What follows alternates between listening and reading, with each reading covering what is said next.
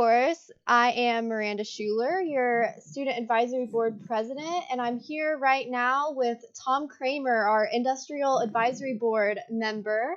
And Tom Kraemer is here with his team, and he is going to describe to us some of what they do in their business. So stay tuned, and Tom, I'll take it over to you. All right. Hi, everybody. Thanks for tuning in today. Again, I'm Tom Kraemer. Thanks, Miranda, and president of Kraemer Design and Production. Miranda wanted us to everybody to say where we went to school and what our degree is in. And this is going way, way back, but I went to the University of Cincinnati. My degree is in industrial design, and the year I graduated was 19. Yeah, it's a while ago, but we still have fun. So, we've been doing what we've been doing here as Kraemer Design and Production for 26 years and a couple months. So it's great. We look forward to showing and sharing some stuff, giving you a little demo, and answering any questions you may have. So please don't hesitate. And I'm looking at the screen here, and I think I'm going to throw it over to Nick. He can kind of fall in line and do the same. Sure. How you doing? I'm Nick Young. I'm design director at Kraemer Design. I've been here about 17 years. I hail from Arizona State University with a degree in industrial design. So I'm going to go ahead and pass this along as well. John, you're the next on my screen. Okay. Can you guys see me? Yep. Too bad. My name's John Eponitis. Yeah, my name's John Eponitis, and I work with everybody here as a project designer. My background was in interior space out of the industrial design department from the Cleveland Institute of Art, and I've worked retail design, and then the best part of my career has been working here in the themed entertainment and the museum business, which is very enjoyable. So that's it. I'll turn it over to Michael.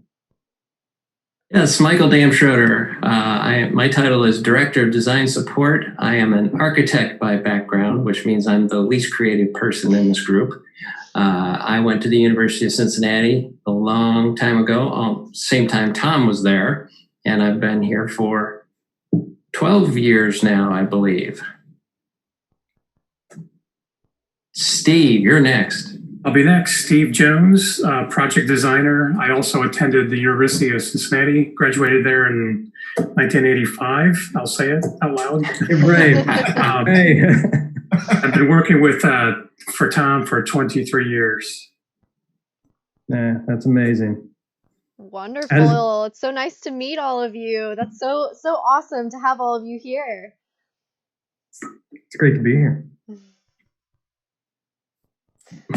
So, Miranda, I'm just gonna roll on. You just tell me to be quiet or move in a different direction. But just a little background for everybody that's tuned in and joining us. We've got just a little bit of company background, and then we kind of go through our process. So, we use this process on every project that we get involved, no matter what size. So we've got some images we want to show. Then we kind of got a detailed deck of process from concept all the way through to fabrication, installation, and operation.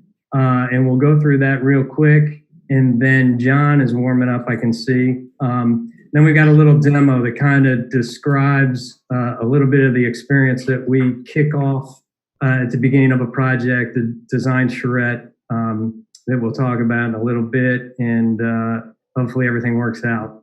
We haven't rehearsed this, so we'll do it on the fly. So if I just do this, hopefully it comes out all right. Yeah, there it we sure go. did. We're all set. Great. Okay, so this just obviously just shows a little bit of some of the things that we get involved in, from museums to themed attractions. There we all are in our serious mode. Again, I mentioned we do all kinds of themed attraction museum exhibits. We do some corporate work, some lobby, but most of the things we do are interactive in nature. So it's it's not something that we do that we put in a case and somebody walks by and looks at. Everything usually is hands-on and active in some way and engaging and educational. Again, we were established February 1st, 1994, so just a little bit over 26 years.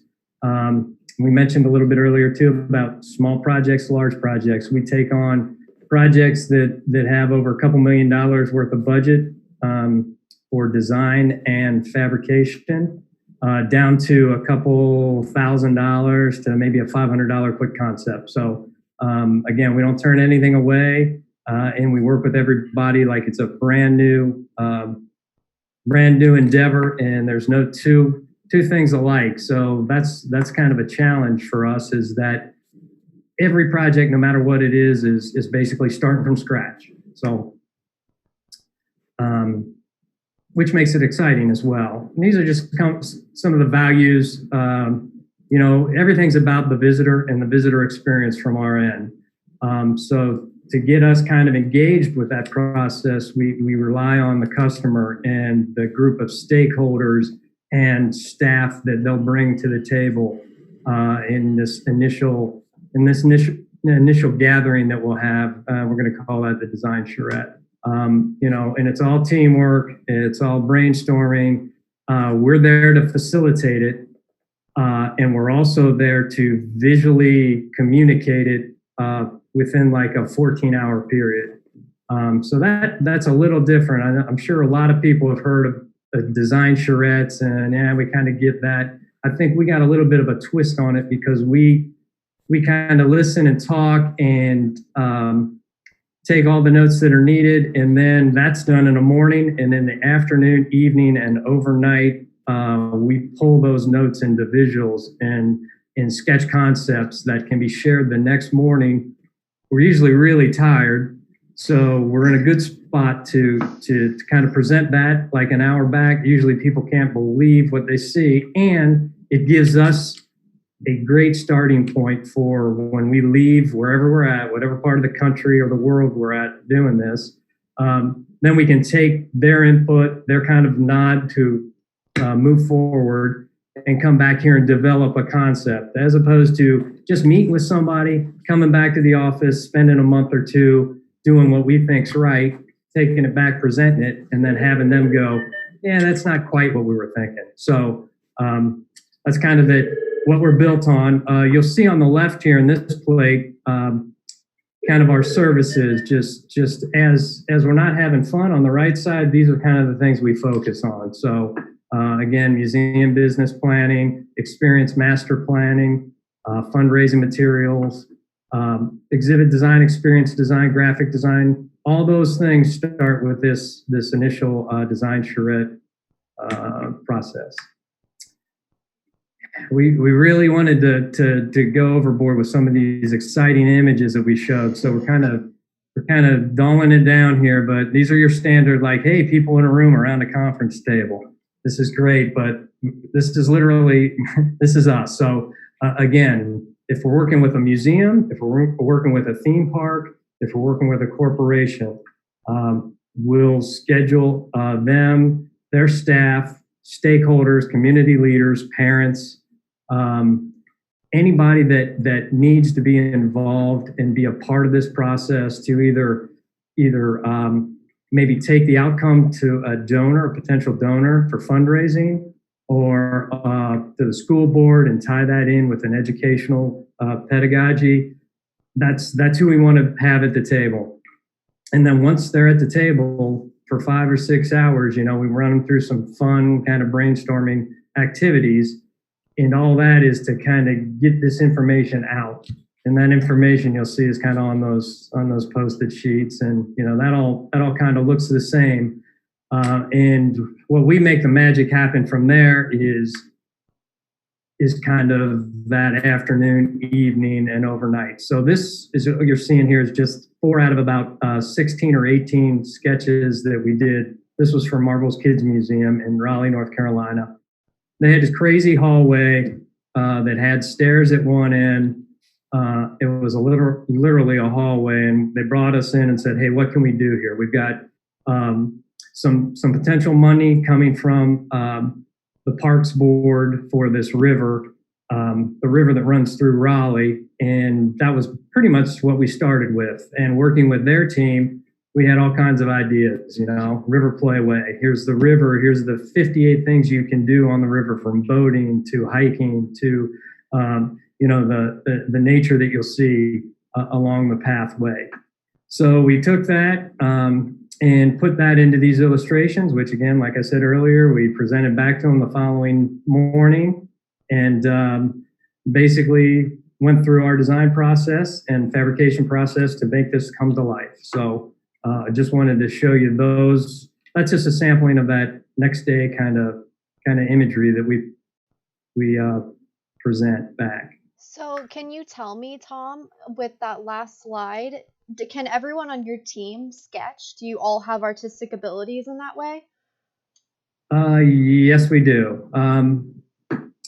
Varying, we all have a little difference, and you might be able to pick up on some of that difference, but I mean, overall, we all have kind of the same toolbox that we use. So we've got that. And yeah, so who's ever if it's just one person at one of these charrettes, or if it's a couple designers, we'll work together.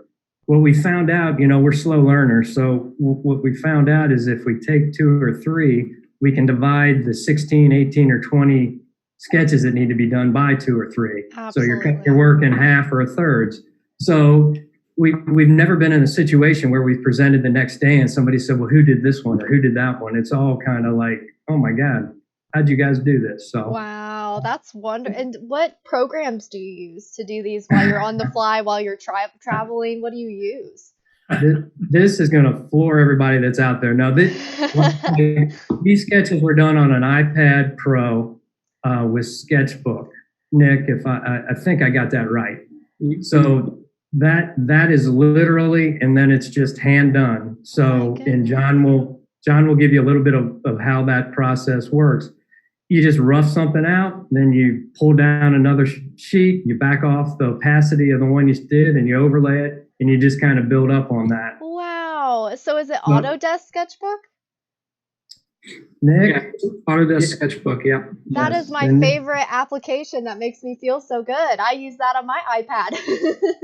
There you go. So in literally what we try to do is we were just talking about that a little earlier today, is we have to set some limits. Like we could overlay these drawings that you're seeing here, right? So you have to kind of put this in context. It could be 10 o'clock, 11 o'clock, 1 a.m., and you have so much to do. So we have to kind of like make sure that we can get something that'll communicate the ideas, but don't go overboard on it. And that's kind of the sweet spot. We don't want to show sketches that people are like squinting at going, I think I can see what that is, but could you wave your hands around and describe it better? Absolutely. We want to make sure. So, we've evolved over the years. We started throwing just a little bit of tone on there to make the lines read a little better. In some instances, just a tad of color. As you can see here, that's a plane that's going to be above your head. It's kind of indicating water, and we've got a boat in it, so we threw a little blue on that. But yeah, just that, it's just as simple as that. And it's that way we can incorporate the title block, and we can put a quick presentation together that is done relatively quickly, yet looks finished and to a level and professional.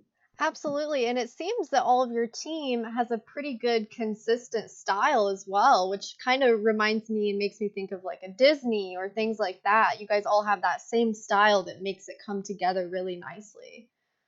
Yeah, we've been working together a long time. So it's almost like we hang out so much, it just automatically transfers from one to the other. Absolutely. Sometimes the only difference is the printing style that puts a note on the drawing. Good point. And you can tell how long we work, because usually that's the sloppier it is. Hey, you just finished this one. So when we get the nod after we do these sketches and everybody goes, this is good, this direction is great, then we kind of come back to the studio and kind of dive into it a little bit more, right? So now it's all about, okay, we've got some content information from the customer. We understand where they want to include some interactive. There's some graphic. We've got a level change. We can bust out a wall here, use a climbing structure, pop back out in the overhead in the hallway. You know, those types of things we do. So then we just start to develop that a little bit more. And then from there, this is kind of the next level of development. So you can kind of see, and this is another project we're working on. We're just on a call prior to this with this Creative Discovery Museum in Chattanooga, Tennessee. So they've got a rooftop. They're renovating their entire museum, but the rooftop is one of the main renovations. So it's an outsider art. We're working with a local artist to create just an amazing environment on that rooftop. You kind of can see down here in the plan, just artful little seating areas, some plantings, all kinds of outsider art, found object art.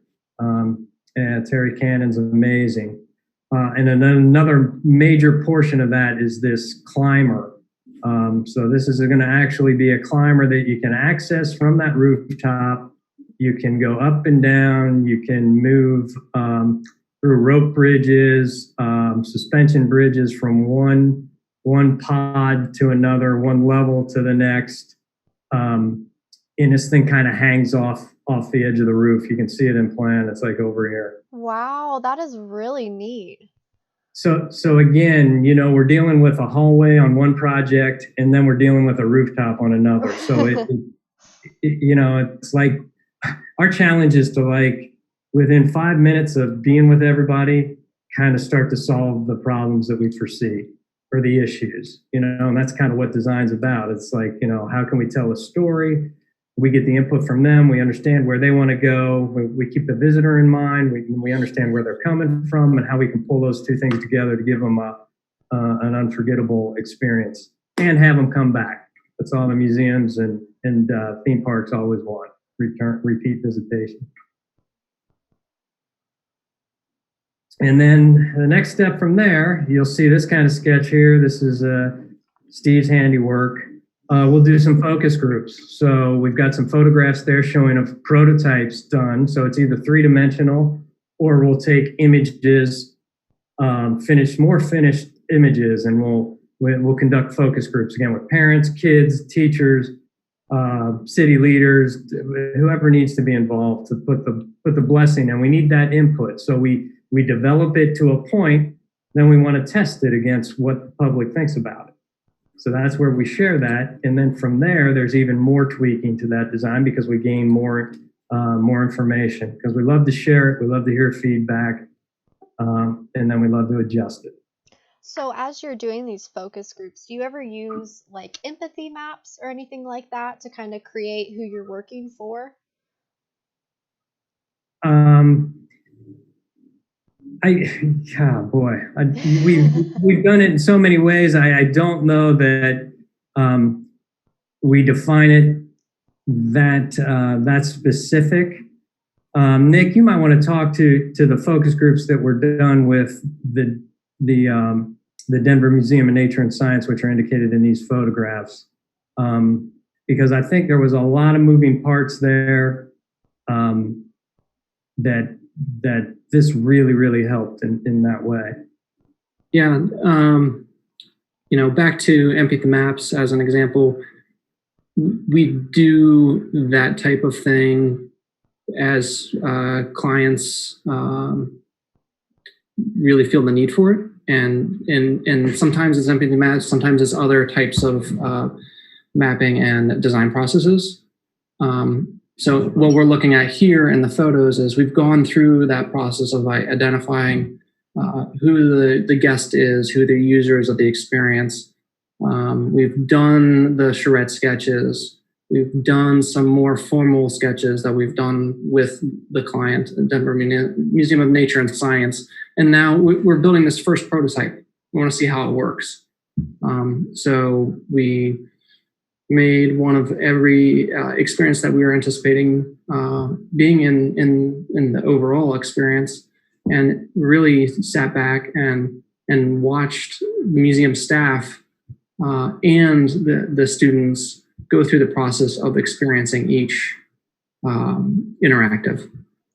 From that, we go through the process of taking notes, and then we come back around and go, okay, what are our observations? What do we need to improve? What's working? What's not working? And then move on in our design process from there. Okay, so it kind of depends on who your client is, what kind of design process you're working Right. with. That makes sense to me. Absolutely. So we went from a hallway to a rooftop. Now we're in a cart that travels from the museum with a docent to a school, and the classroom is totally tricked out within a matter of 15 minutes, and then that class comes in and runs through this hands-on, body-on experience. So again, just another kind of really, like, describe what you do, and it's like, well, how long do we have? Because it's so varied, which keeps it really interesting and really challenging. Absolutely. So, the parameters with this, it had to fit in a certain size container. It had to be able to be set up and dismantled in a certain amount of time. And it had all to do these amazing activities. So that's your challenge. Figure it out. Well, and I kind of love that because, from our degree, computer graphics technology, we are inside of like an engineering field. And you guys kind of take engineering and design and intertwine it. And that's really cool and really inspiring. Yeah, and that's getting back to our past experience, that's really what kind of led me to this profession, is the combination of art and engineering. And it's also being able to take that art on the front end and then see a concept or a project grow and be involved from the start all the way till it's either being used in this capacity or installed in a museum or in a theme park, and then being able to see visitors interact with it and laugh and smile and have a great time. Oh, There's not many professions that you get to stay involved that long and get that experience. So we never just do this quick design and then hand it off. We're kind of stuck with it. And the length of the projects, we talked about size of projects being from 500 to a couple million. Timing's the same thing. Can you get this done in an afternoon, or project can last 3 years, depending on, what it entails. Wow. So some master plans we do that prior. They use that master plan for fundraising. They raise enough money to build a new building and all the experiences and exhibits that go within that. So that could be a start to finish 7 years to do. Wow. It's a good way to put it. Wow. So then we get all this behind us. We've met with the focus groups. We've sent line work back and forth to in this case the museum, and everything's approved. Then we wrap this thing up and put it into a finished concept package. So performance spec or a detailed write-up of all the things that are going on in there. Water table, intro. So there's a water table design. This is up on Oswego. So we've got Lake Ontario and Oswego River connected to, this is a cloud climber that is connected right over that water table. And if you've ever been to upstate New York, it's cloudy more so than Cincinnati and Indianapolis. So we played off of that, again, tying it into the region. So that's a second level that you can get up and kind of come down to the water table from above. So there's a little section there of that climber over the water table. So again, this concept could basically walk you through the whole experience, from walking through the front door to the admission desk and the counter, all the way through each of the experiences or exhibits. So then quickly, we thought we'd go ahead. We kind of talked about that whole process, and I will just run through this quickly because we want to get to the fun stuff. So this is a project we did with Connor Prairie, just in Fishers, Indiana, just north of you guys. Oh yeah, this is the 1859 balloon voyage experience. So the tethered balloon, way back when we worked with them with a master plan, and then we got to implement several of those experiences. So again, this is going back several years. We're probably getting close to a decade. So again, we got together with them and met, and this is kind of on the spot imagery that came out of that. So the design charrette samples, then we tighten those up and finish them up and again, take it through to that concept design level. Again, going around to each of the experiences. So it's kind of an overview of the outdoor kind of exhibit area. That is so cool. I remember that exhibit. That is super cool. Did you take the Voyage? Yes, I did. Yes, I remember that. Yeah, I did it twice, and I didn't want to do it the second time. Oh. and I haven't done it a third time. So yeah, it was cool. It was a great project. I think it was an awesome addition to that Connor Prairie interactive history park. So when they changed the name, they started to bolster the content and the experiences there.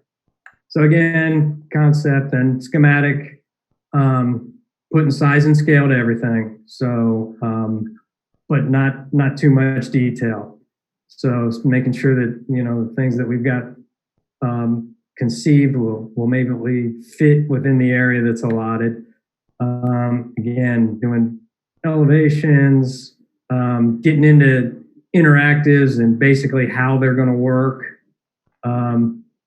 From that schematic, and then we move into more detail, design development. So we start to get final with everything, the look and feel, the paint specs, the material specs. Prototyping will go on here too, as far as all the interactives that were out there. Graphic design, we go ahead and do all the graphics that are incorporated into the experience, whether it be kind of the surrounding and the effect, the look and feel to labels and content information. Huh. So that's kind of the graphic side, and then we again work with all kinds of fabricators from all over.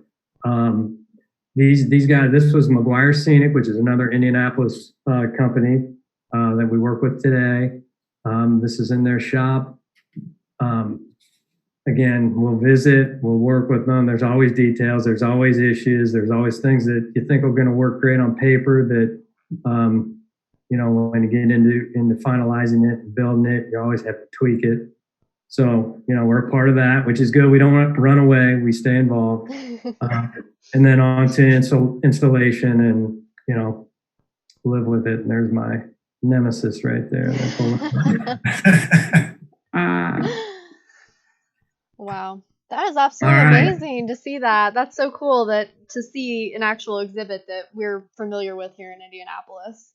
Yeah, well, I thought that might be a nice little twist. Plus, I think that really kind of bridges the gap between maybe a, museum experience and like a theme attraction experience. It kind of crosses over. Yeah. Absolutely.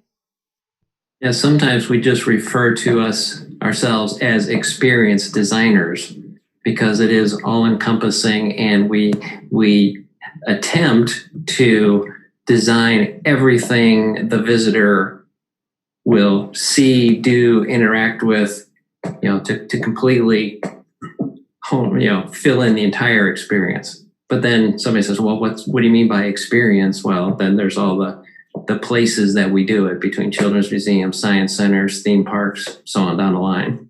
Yep. I think that's what makes it so interesting too, is you guys are a conglomerate of, even seeing like the graphic design aspect that you guys take and the signage that you do and the flyers. That's really cool. You're a part of every part of the experience. That's really yes. you know, that's a good point, Miranda, because we're kind of focusing this on that initial rapid visualization and that design charrette to set the tone and get going. But Bill and Anna in our office also, we're a total of 10. So they kind of take on that graphic design and you know, we've got 20 projects on our to-do sheet, you know, on our projects that we go over on a daily basis. And there's graphics involved with all of them, and there's 2 of them. So I can see them swallowing hard a lot of the times just because it's kind of that buried syndrome. But we do our best to keep them busy. That's definitely cool. What a cool team. What a cool team you have. Thanks. So, you know, at this point, I thought it might be fun to maybe see John in action a little bit, kind of take that on. So what we thought quickly is that we have a project we're working with, the Utz snack foods. I don't know if anybody listening or has ever had Utz potato chips or yes, awesome. So it's a Hanover, Pennsylvania company. Is family owned and family run, believe it or not. Wow.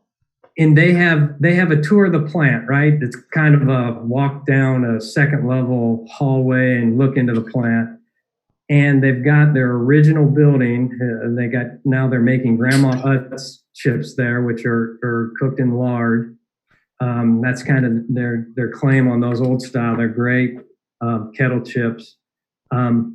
But they have a space there that they wanted to do kind of a visitor center. And with that visitor center location in that initial plant, then it's about, I don't want to say maybe a half a mile, maybe not even a half a mile to that other tour that we talked about. So we worked on a visitor experience in plant number 1, and then a shuttle that we worked on.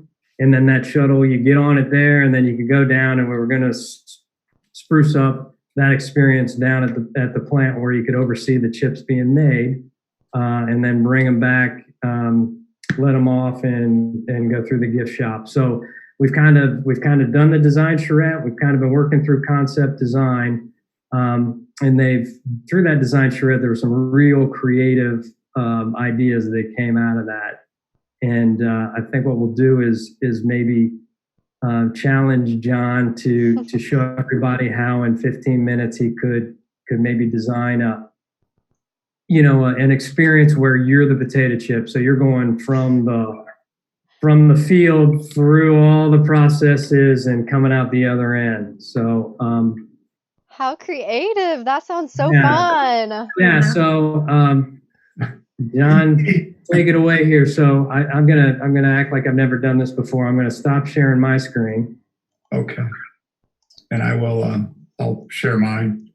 Yeah. You just tell me if you see it. Wow, we got it. We got it. We're good. No pressure. No, it's okay. Is the audio good? Is that okay? Yeah. Looks good okay. here.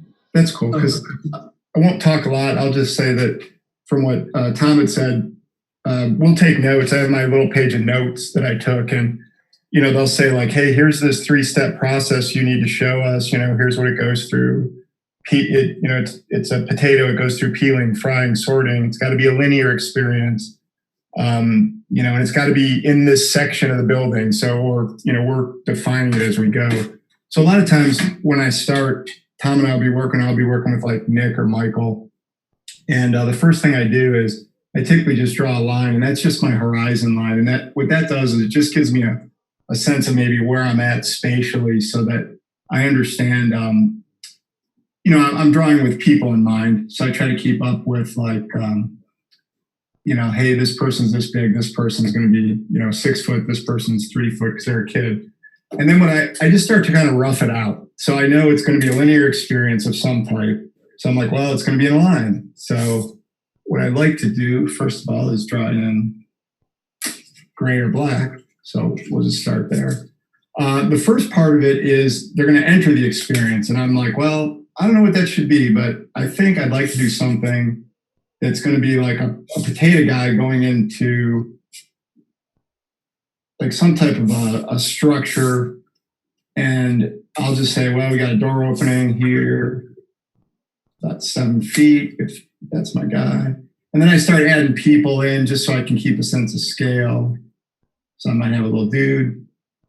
And then I'll put a little dude here, like a little kid, just to give, the viewer wants to understand really most of the time, like, oh, how big is that or what's going on there? And so then I'll start breaking it up. I'll say, well, here's the entry point. And I don't know yet what I'm going to do with it. I want to just kind of block in the different areas. So then I know there's going to be a peeling station where they're going to go kind of in through this and they're going to pretend like they're a potato and they're going to get peeled. So then I start looking at it and my mind is kind of, this is where, you kind of work here and some people like working with you some days and some days they wish you were, at home. But I'll be like, man, it'd be so cool if like this thing looked like blades, even though they're not blades. Maybe they just started to look like these blades, and then we could have something turning over your head, and that could be like this thing would just turn, but it wouldn't really do anything. But this would have blades on it too of some type. And so this is my peeling station. So sometimes I'll start to label things almost in a graphic manner, just in case I need to go back later and just add a graphic into the design. And then I'm like, okay, so maybe we'll have people in this peeling station here and they're kind of looking up and all these things are kind of falling on them because chips are getting peeled. And so then I know the next thing is the frying station. I'm like, oh man, that's going to be cool because I'm going to make like a big deep fryer that they have to go into. And I'm going to have a huge dial or gauge on that thing just so that, and this will be something that it's not real, you don't have to worry about you're going to get actually fried in there, but it'll go from, it'll be moving as this is going. And then maybe this thing, we have something up here that just starts glowing, that as you're in here. And then I'm thinking, oh, it'd be so cool if while they're in here, there's a light or something that's shining on them. So that, and I'll be like, oh, that's the frying station. So I'm going to try to put some kind of cool graphic with that just to kind of remind myself, but also to start to give it,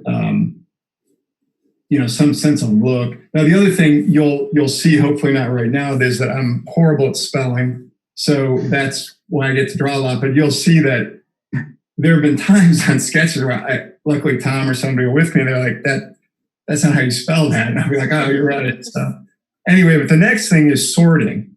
So when we were in the factory, they had this really cool thing where you would kind of come in and overhead there were these sorting bins where they were dropping these chips down and they almost looked like basketball hoops.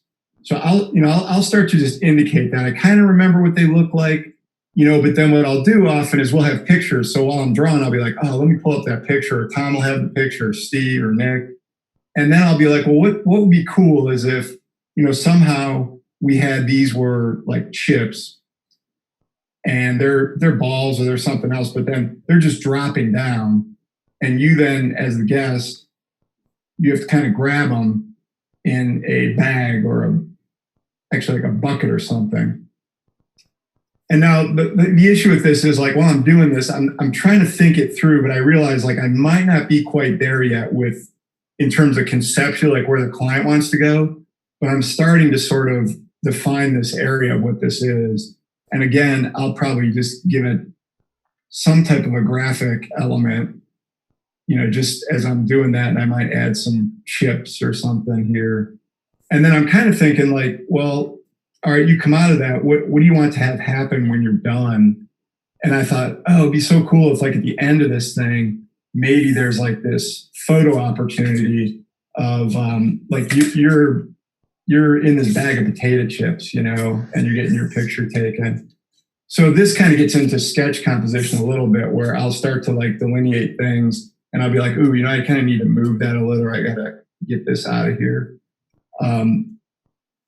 and I don't know. A lot of times I kind of build this stuff on the fly, which can be good and bad. But so then I'm like, well, it'd be cool. Like you stick your face in here, and it's a potato chip bag, and it's like let's say indie chips or something. So I'll start putting that on there, and then we'll have a person over here taking their picture with their iPhone. And so basically what'll happen then is I might have one other idea, just one, but I'll say like, oh, it'd be so super cool if they could put on like these potato costumes. And so then I might draw this guy and I might put a big potato costume on him before he goes in here. So what we'll do then is we'll sort of have this, this rough. And a lot of times we'll kind of block it in just so we have a sense. And then what I'll do is I'll take this down, this rough, and I'll actually take it down so it's very light. And I'll come in with another layer. And then what I'll start to do is I'll start to define this. It's still going to be a rough drawing. It's still going to be like a charrette level sketch. But I'm actually starting to give it now a little bit more of a, kind of a look. Like here's my guy with his little potato outfit on. And so I'm using the rough, but then I'm also then now giving it a little more form so that someone that maybe isn't familiar with what I'm talking about, they can start to read the forms a little bit better. And the same thing here, I'll start looking at this. I'll be like, oh, this thing would be cool if this were sort of sideways a little bit. And then maybe it'd be kind of sweet if like there were some roots hanging down. Let's add some roots. So even in this phase, you're working on a block out, but you can still add, it's really at your discretion. You're just trying to answer conceptually, what the client has talked to you about. And so this will kind of go on. Again, I meant to set my timer and I apologize, I forgot because I wanted to keep this at like 15 minutes. But so I'll just kind of show a quick portion of it though. But so what will happen then is, let's see here, we'll do this. So again, this can start to have some graphic element to it. We'll call it like Spud. I think we had to call it like the Spud Theater at the time. And so let's take that and let's just kind of get this fleshed out a little bit here up in the front. Okay, and then this will start to give, then I can just kind of show, I'll let the other stuff be kind of ambiguous for now. I won't finish it, but this will give you a good idea. And like John said, I mean, this could be one of 20 or so sketches that pertain to the different areas within this experience. So, our goal to get it quickly and get it down visually is to gauge a reaction. Is this in the right direction? They love it. They want something a little more technical, whatever, but we can build off of that as we move through. We know it's going to change. So we're not trying to, fall in love with this thing and hang on for dear life. It's like, here's a concept, here's an idea. Picture's worth a lot of words, and that's kind of the goal through this process. So yeah, and I'm sorry, John, even when John was drawing and talking through that, you began to pick up his thought process on him thinking about the entire experience and how to make that happen. When you go into the deep fryer portion, you're not going to get fried, but through heat lamps and fans and such, you could give a visitor a simulation or a warming effect to build on the idea of being in the portion of the process that is frying. And, yes, this is just a single snapshot of a portion of the thing. And just through notes addition on top of this, you can begin to explain other aspects of the experience. That's a great point too. And this isn't a graphic on the wall to explain this process. You're putting your potato on and you're going through it physically. So as far as learning the process, to me, that's more impactful. Everybody's going to like, gosh, I can't believe I was in the peeler with these noodles that look like blades rotating around and bumping into me. That's pretty cool. And then jumped into the fryer. Yeah. So what I think, like, I'll just jump real quick to what Tom had spoken about. Like, a lot of times we'll get this, and he was saying, you get to a point where you're working on this at night where you're just kind of like, okay, each one can only take 15 minutes.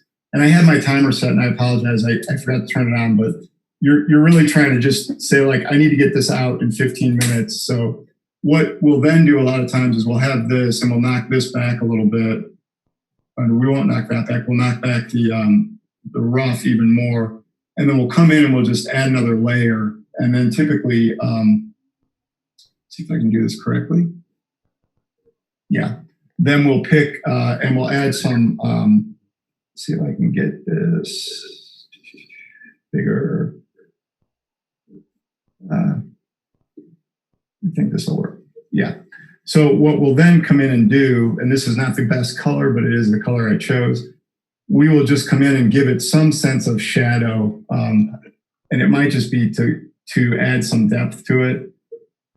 And so again, it's not like a precise process really, but we're just trying to make it read a little bit better for the viewer. And so, and sometimes that can even be used artistically in and of itself, the shadow. But again, as it gets late, you're kind of putting shadow on and you're not sure if you're doing more harm than good, but you still just put it on there anyway because it helps it read a little bit better. So I guess we go to...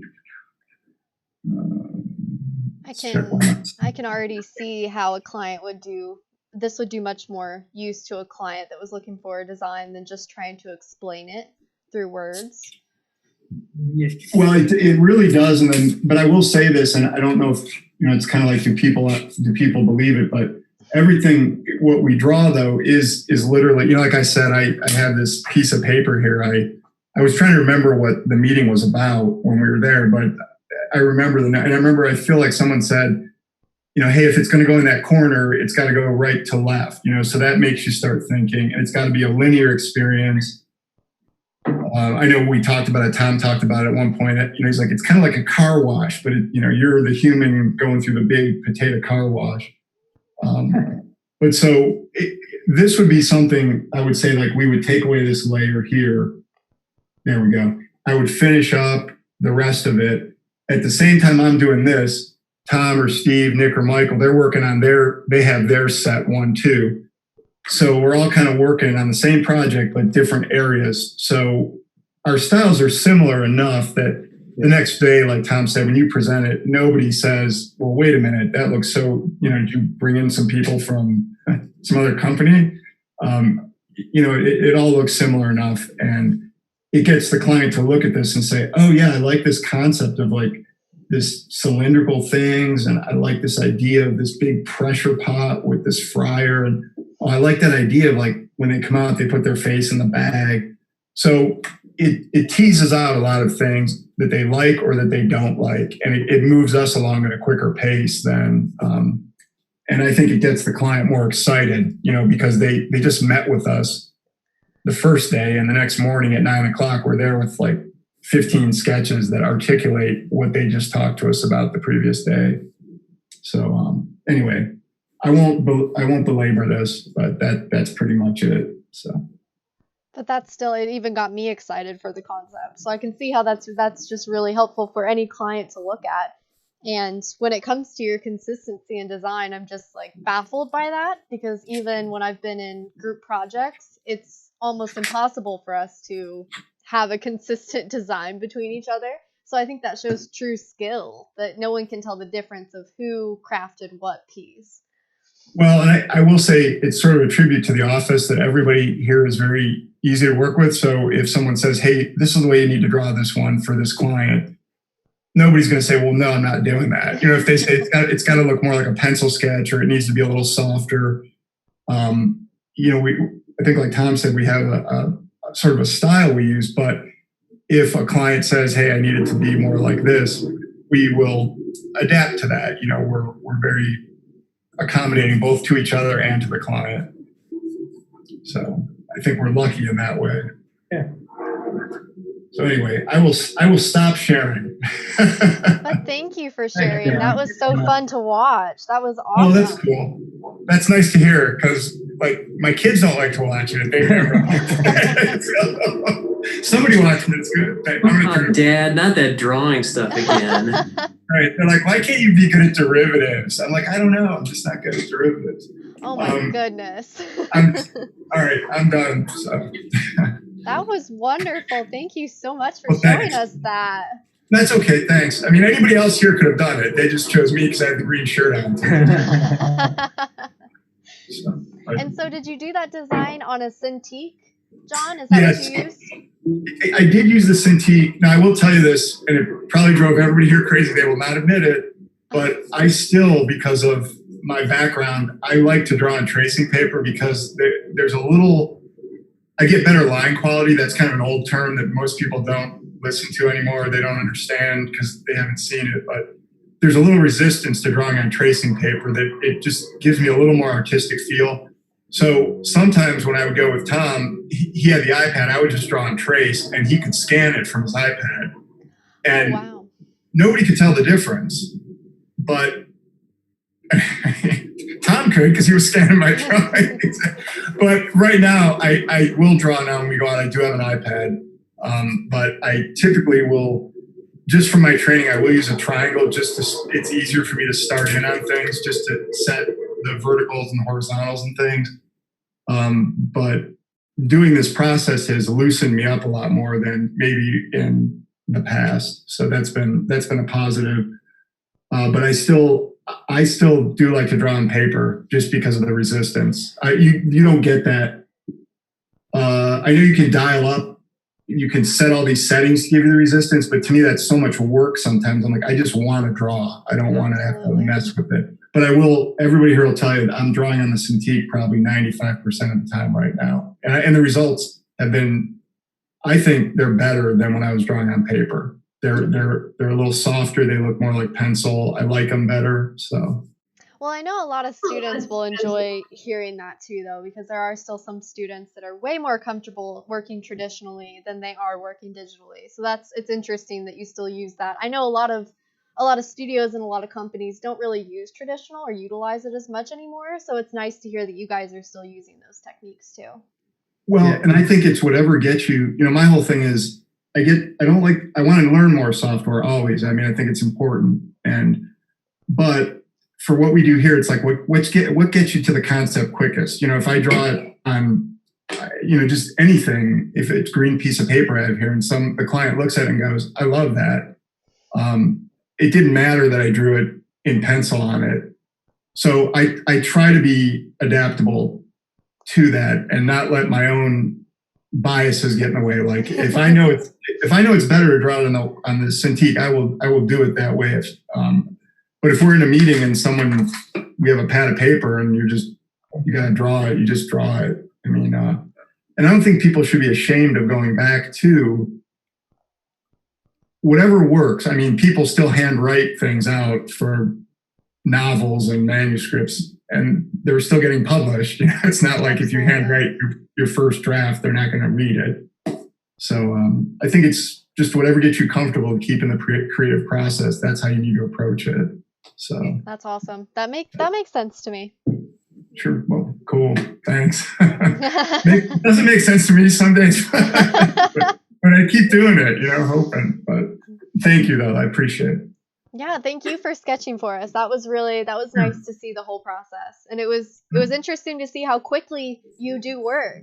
That was rather quickly. At least to me, it seemed very quick. Well, and it's because I think, like Tom said, we are literally starting some nights. We get out of the meeting with the client at 5. We'll go back, change, get something quick to eat. Sometimes it'll just be like, we'll get it and bring it in. And then we have to sit down and start breaking out, like, what are we drawing here? And we have to do plans a lot of times because you can't draw it unless you know. Yeah. So we have to work as quickly as we can. And it can be really exhilarating. I mean, it can be kind of a high almost where you don't want to go to bed after that. But because there's so much creativity in such a short period of time. And you're sharing it with somebody else. Like Tom said, if you're by yourself, it's the worst. You're just like, I hate this. But if you're with one or two other people, it's kind of fun, So as long as the hotel has those free cookies at the front desk too. That's right. Yeah, I was bummed. We thought our all-nighters were over when we got out of college. Right. Yeah. It goes around, comes around. Now we're Yeah. It again. Right. Luckily, all of our professors have told us we're going to be pulling all-nighters for at least through our 20s, if not through our 30s. So we're pretty prepared. Yeah, that's good info. Cool. Well, thanks. Yeah, thank you so much. That was wonderful. So I think what is next in your process that you would like to show us? Are we going back to Tom? Yeah, and again, we've got 4,500 more slides of things now. And believe me, this is just to kind of show just the variety of stuff, right? And we wanted to do a little bit of a attraction and theme park work. So this is work we did working with Cedar Fair and their different parks around the country. This is Steve's work. They come to us and they want to redo an area, the Camp Snoopy. In a lot of these cases, I think everybody can pick out the Snoopy. So this is something we'll work with them during the season. And if it's changing a whole area, then from the time that they close for the winter to the time they reopen, all the construction is done in that period of time. So it's the opposite of the 7-year museum project. This is like the 7-week total start to finish construction for a whole area within a theme park. My goodness. So these are just views that help figure that out, help everybody envision how it's going to work. And that's that. And then along with the theme parks, you've got retail, you got restaurants, you got bars. So, it's kind of work we do as well. That's some of John's cleaner work right there. Right. Yeah. This is layer 23. No, I'm just kidding. All kinds of themed items, themed interiors. Again, really, I look at these and the two of them look alike because that's kind of it. It's like options. It's like, here's a space. We want to, it's in this area within the park. Give us something to react to that, hotel lobby ideas, Western retail, more Western. And then I think we get in even to the architectural components and the theme facade work, kind of setting up the area. So this is the down streets, looking at both sides going down a Western themed area. So again, this is picking out paints. Those P and dash numbers relate to the sheet that has those paint swatches on. Oh, wow. Yeah, again, so it's like here we are again, just specking the paint, and then identifying it for the painters to be able to put it on. There's a lot of those. Just going back to Six Flags attraction, a new ride overview, kind of the same thing. These are a little older, obviously, but there's kind of a train ride indicating a little bit of the Mount Rushmore with some real important folks.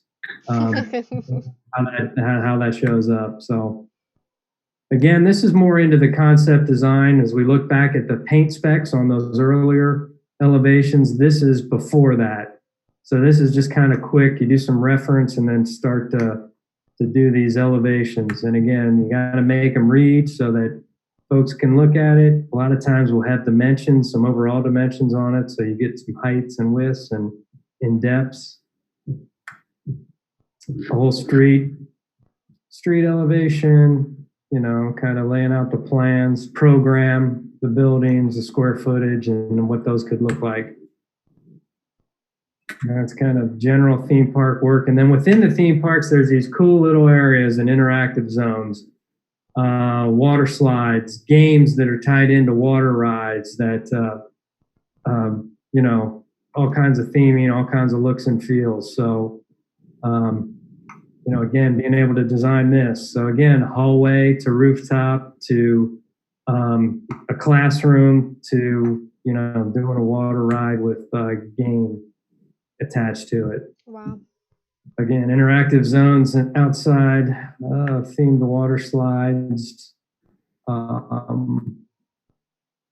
This was a Magic Quest environment, gaming approach that was done with a wand, so that you could go around and score points. And then basically once you get to different levels, you can digitally battle a dragon. It's kind of your goal. So it's kind of like being in a game that you would play on a screen or a monitor, but you're inside of it. So that was the approach here. So you're actively involved in the gaming structure. That is so fun. Crazy rope courses and water parks tied together. How could an element like that? I don't know if you've ever been on a ropes course, but it's almost worse than a daggone balloon ride for me. I actually didn't think it would bother me at all until I got up there, and I was like, yep, that ain't gonna work. So, again, working with some SketchUp, some crazy colors, working on a large outdoor dry play that incorporates non-tethered and tethered experiences. So you could do kind of a switchback climber up here and areas that you wouldn't need to be tethered, and then you could get on and you know, swing around and be on a flyway that expands around this zone. So again, a little bit of a ropes course there, sky ride, all in one.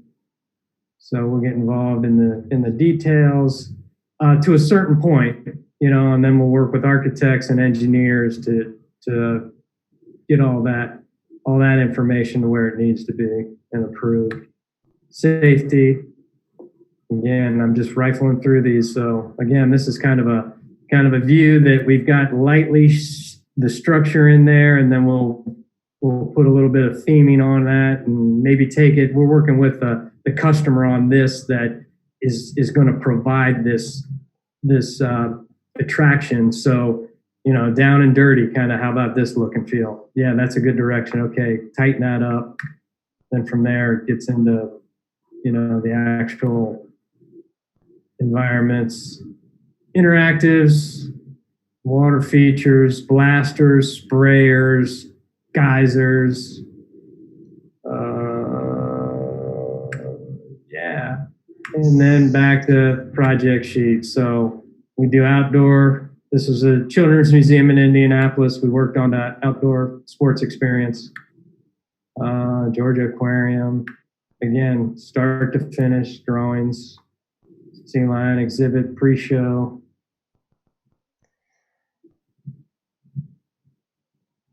Kid grid,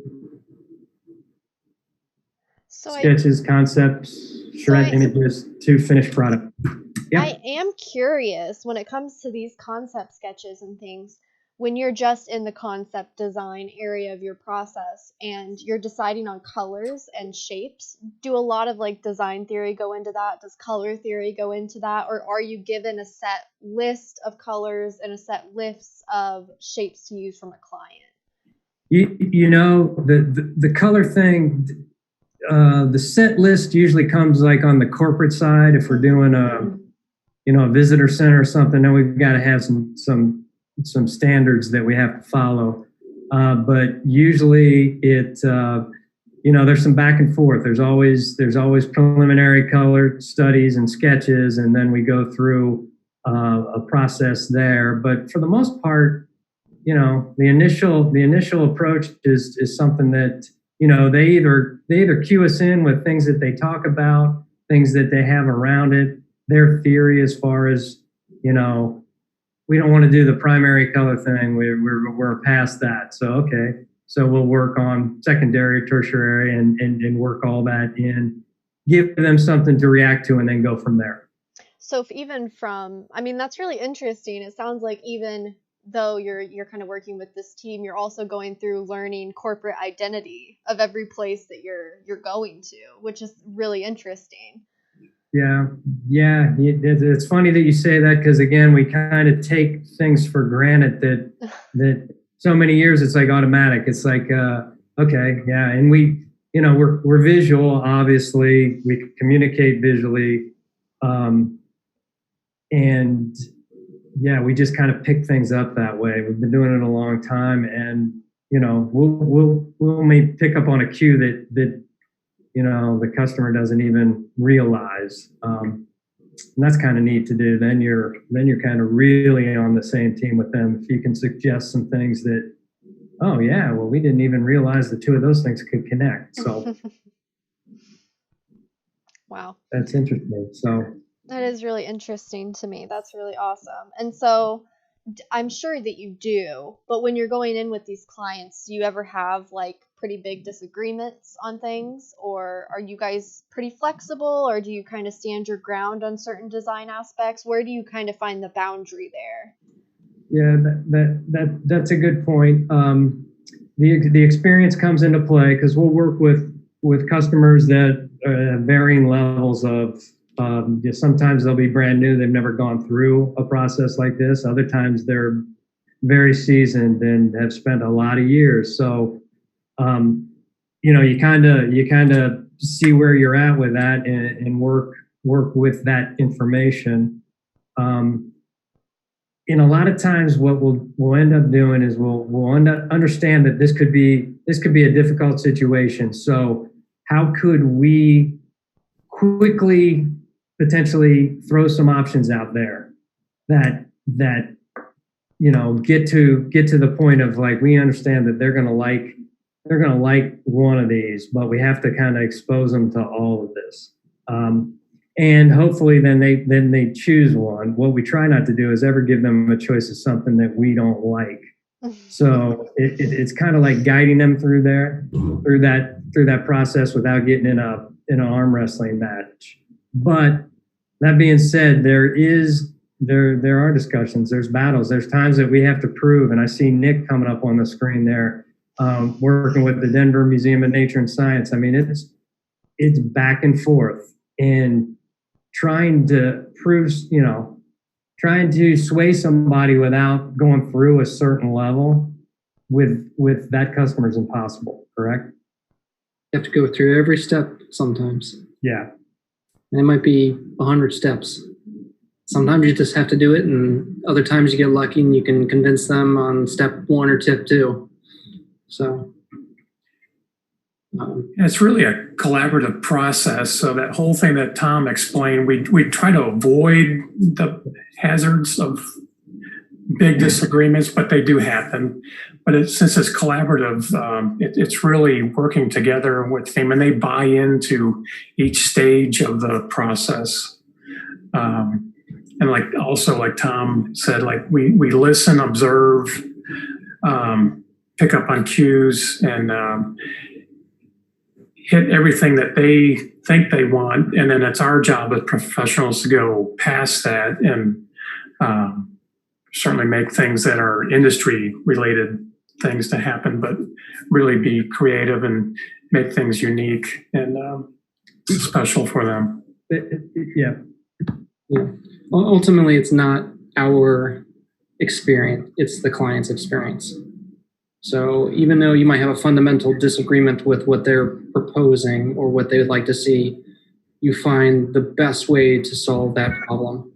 Yeah, they are really the experts of their museum or whatever their thing is, and they also have to live with it. So that's two huge things right there.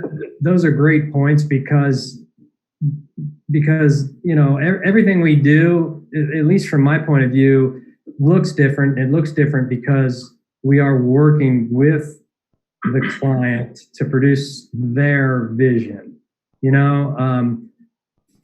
Some folks, it's like they will listen to them for a meeting, then they come back and then they design what they feel that the customer needs, where we kind of roll up our sleeves and work with them and listen to them and you know, all the way through. So that's a different approach. It's probably more time consuming than just packaging something and kind of selling it to them. But we'd rather be with them in the long haul and work towards them being super happy with the outcome, as opposed to, yeah, this isn't really what we want. We feel like we're just kind of stuck with it. So. Absolutely. So along those lines, we actually have a question from chat, and it's from Jason, and he's curious, do you find yourself educating clients often? Again, getting back, and everybody else, like getting back to the level of experience that they have. Yeah. And a lot of, and that's a great question, because a lot of the folks we work with are doing things that are different and they don't have a lot of experience doing. So in educating a customer is a challenge. Yeah. A lot of the projects we work on are projects called emerging museums, which is effectively a group of people who have gone to one major community and seen a museum that they like, and they want to come back and build like a children's museum in their own community now. They have no idea any concept of how the design process works. So a huge part of our task is actually educating them on how to go through from concept to schematic to detailed design, and you know, the whole thing, soup to nuts, how to get it done. So it's actually a very gratifying part of the experience too. That makes sense. That's wonderful. That's a wonderful answer. And I think what college can give us, you know, through the CGT program is kind of, the difficult part is we're not really learning the real client experience unless we're doing internships, because our clients are just kind of our professors, or they are ourselves. And then when you get in the real world, you have to understand that it's not about what you want. It's not about what your professor may have wanted to see from you. It's all about that client experience. So that was a really interesting point to touch on, and I love that answer. Absolutely. And we have another question from Jason, and he said, are there times when you fail, and how do you handle that? Or is it more of a failure is not an option kind of situation? Yeah. Every day is a failure. Yeah. I mean, there's the glass half empty, and we tend to go that route. The failures, I associate them with, because we're doing a lot of things that have never been done before, right? So you're taking your best, I don't want to say guess, but your experience has been like, if we do this, and that, this is going to be a neat experience, but will it hold up? Will it last for 100 years? Will it wear out? You know, all those kind of things. And we're kind of like, we don't know, but we'll prototype it and we'll make our best effort. And what we do is then we don't run away. So when things need to be remediated or gone back and adjusted, because if something's brand new and it's not mass produced, it's custom, you're never going to get away from that. So that's a great question, and we deal with we deal with that a lot, and we can deal with failure too, as far as ideas that we personally think are awesome, maybe aren't as great as we think they are once we move them down the road. So that's the hardest thing I had to be taught in school, and it was very difficult, was that the drawing is not sacred. Like, you know, I mean, they would say, draw 20, and you draw 20, and they'd say, we like this one. And you'd be like, really? I drew 20 drawings. You're like, one? But so to me, that's a failure, but it really isn't, because it just took 20 to get to the one, you know? So it's like Tom said, it's half empty, half full. And I think you kind of, and it's hard some days, you know, that you're going to draw stuff that is going to fail, but what it's going to do is it's going to move the project along, because by it failing, you're closer to getting to where you need to be. You know, you teased out of the client what they don't want, and by doing that, you get a sense of, okay, now I see where they want to push this. You know, I tried to push it in a direction I thought was where I thought they wanted to go, and they're like, no, that's not it. It needs to go this way. And you're like, okay, So like every failure can kind of help move you along, but it mentally it can kind of, you have to kind of push it away some days. Because, you know, nobody likes to go to work and be like, oh, the client hated all 5 of these today. But I got good comments, you know, I got good feedback. So that's a positive, you know, so. That's something that is really hard. I think it's even, I have to learn that quite a bit when I do so many different graphic design pieces, and then the client only likes one little bit of one little piece, and I'm like, oh, I just completely failed. But it's not true at all. It is just developing that problem solving. That makes total sense. And go ahead. You succeeded at that one little part. Yeah. It makes and all the other pieces, those are good ideas to save for a different client. That's a good point. There's no bad idea. It's just misapplied somewhere. It needs to go to something else. I love that. I'm going to hold on to that one. So, and kind of along those lines, our next question is from Night Dragon. Has there ever been a time when you've lost your creative drive or hit an art block? If so, how do you quickly find the inspiration to keep going? And that's actually something I'm currently dealing with right now, just on my own personal level. So I'm excited to hear your answer. Again, I'll start. You guys jump in.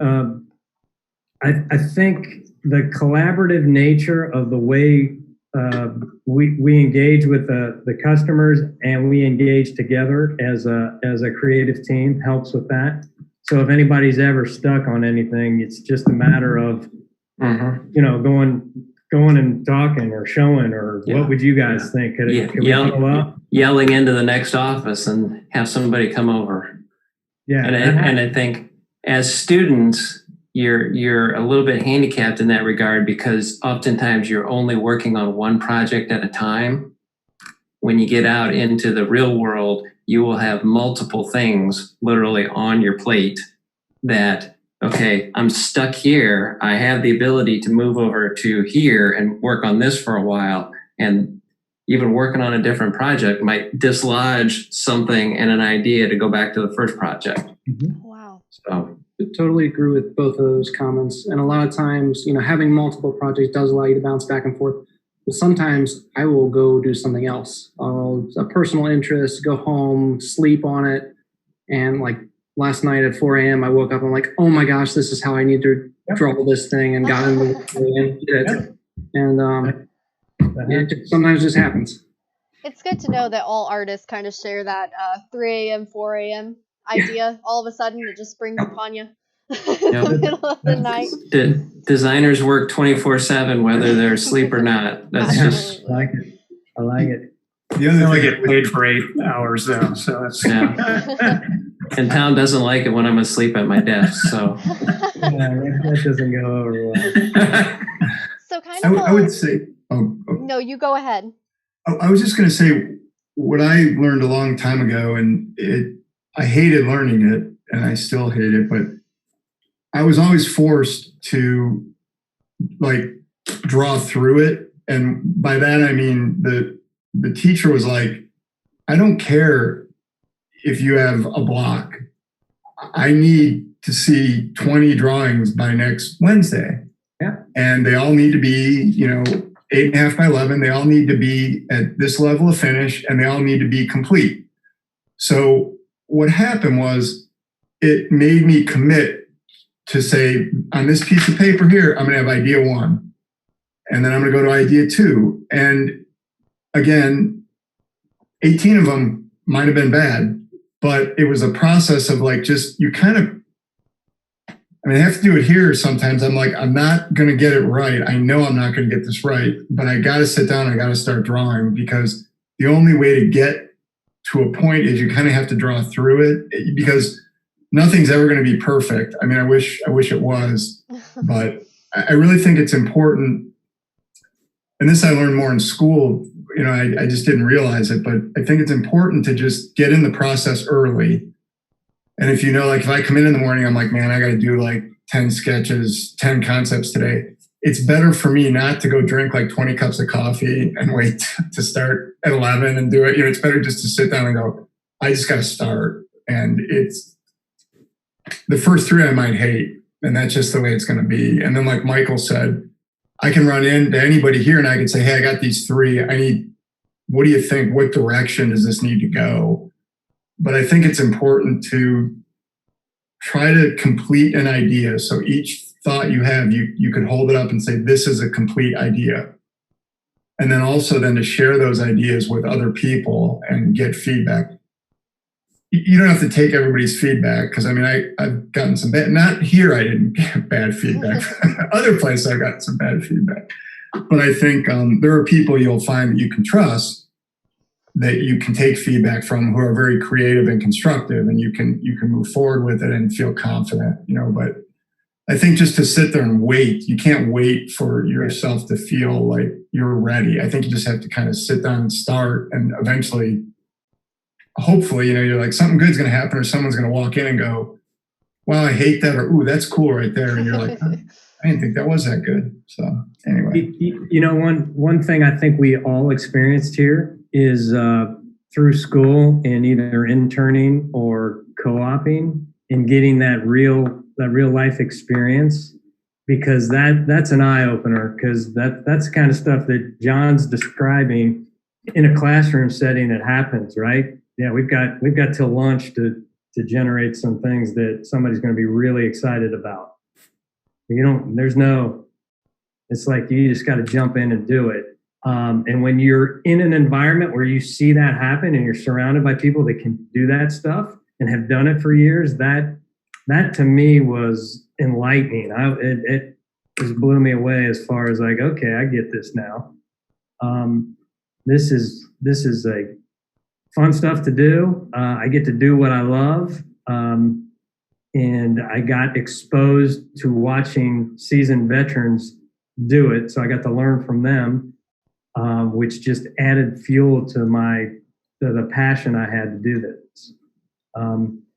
And then once I got exposed to that, going back to school, kind of my perspective changed with that. It's kind of like, oh, I understand more what we're doing here and why we're going through these processes in school. But being exposed to the real world and in the co-op, yeah, it is priceless as far as I'm concerned.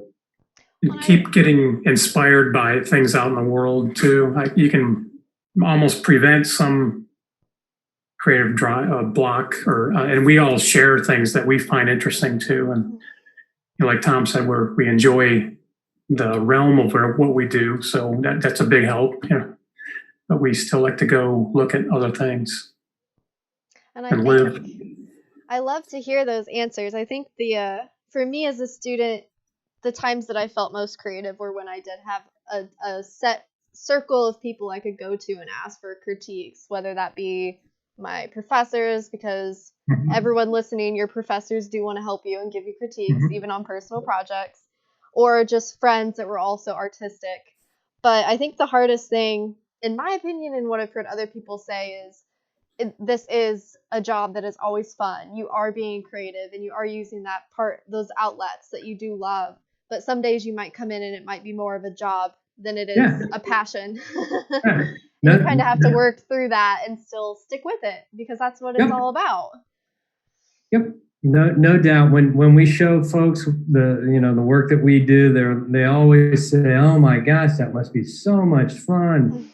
And you kind of listen to that and swallow and go, yeah, when you step back and think about it, it's amazing that we get to do this. Right. But day after day after day after week and month, and some things, you just work through it and kind of think all those positive sides to it. And we do have another question from King J, and it's, when it comes to entering an industry like the one that you're in, do certain skill sets or portfolios stand out against other ones?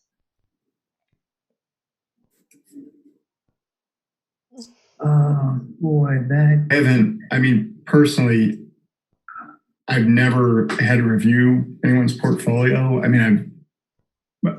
I would say when I got into the industry back in the day, it was very important that you could draw, that you could hand draw. That was the big thing, because I was told that I was going to be hired because someone was going to tell me they needed 10 ideas by the end of the day. And if they saw that you could do that, I think I would have to defer to someone younger now to understand maybe what is the standard in the industry now. I know a lot of people are looking.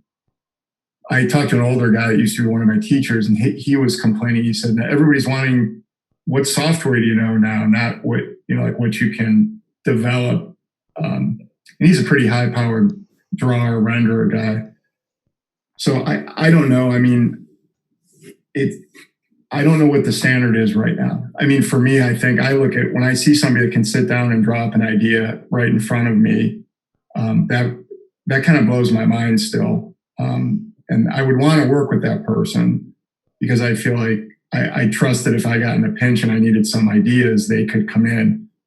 I have a lot of appreciation for computer modeling. It's something I'm just starting to play a little bit with through Nick's help. But I don't find it as rewarding or as, I don't know how long that model took, and I don't even like photographic realistic stuff anymore. I really like to see stuff that's kind of bridging between where I can see it's done for the purpose of getting to a larger goal, where you're doing it because you want to see it move to an environment. It's not just a rendering for a rendering's sake. But I would defer to maybe what the general industry is looking for now. I'm just not positive where it's going. I really don't know. But I mean, maybe Nick can speak more to that. Sure. What I can do is I can tell you about our most recent co-op we had in office, and why personally I thought she was a good fit for us.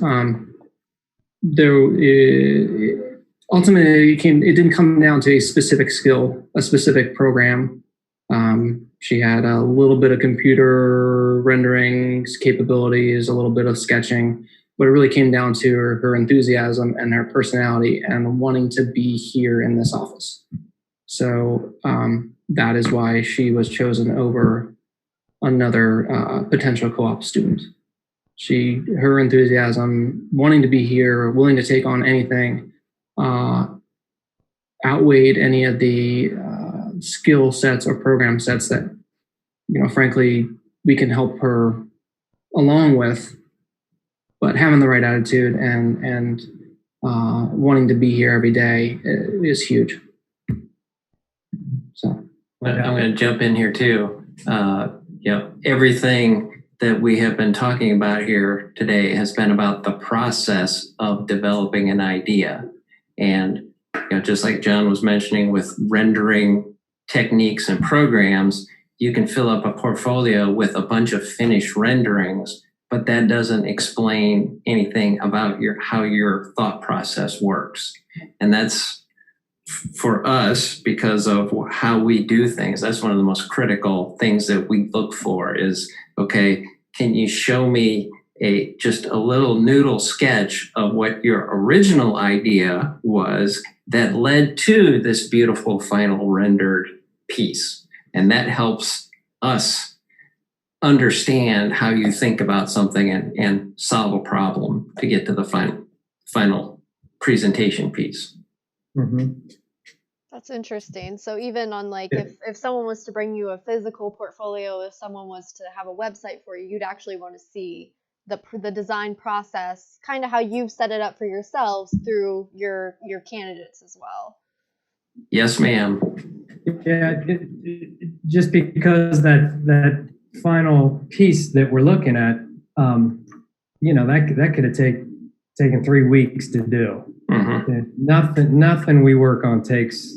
It's the opposite. It's not like, but it gets to how quick we can get to the point we need to get to, and it's sometimes we battle against, maybe we should be presenting, maybe we should enter into using different software to change our approach, and that's kind of me pushing that without knowing anything about it, just because it's like maybe we should be doing that. But it all gets back down to that with the Cintiq, with doing some sketches and some concepts by hand, Illustrator being able to elevate and CAD tools and change colors and change materials and change looks and finishes, that's kind of it. So, we never spend 3 weeks doing a one image. So that process that Michael talked about, I think, is great, because then we can see, okay, yeah, you can fall right along in this. We've also had experience on pulling in outside folks to help us out, doing some kind of like SketchUp developed and kind of detailed things so that they could be put into a fly through. So we've got an architect that's drawn the building, and then they want to put our exhibits in that and then have a fly through, so it impresses some potential donors, which is a great idea. But the time it took to get kind of even a mediocre, it just sucked the life out of it. So that's kind of a struggle that we always come up against. So I don't know if somebody could do that in a couple days. Maybe that'd be something to think about. Just being able to say, this I did really quick, even though it looks super finished. Wow, that's made me. I like that. That's made me rethink my entire portfolio. I've always. Don't blame us. I've always just thought that people that were hiring me wouldn't want to see my process, because sometimes it looks messy and sometimes it doesn't look perfect. And so I just put up my finished pieces, and I say, like, this took about 15 hours.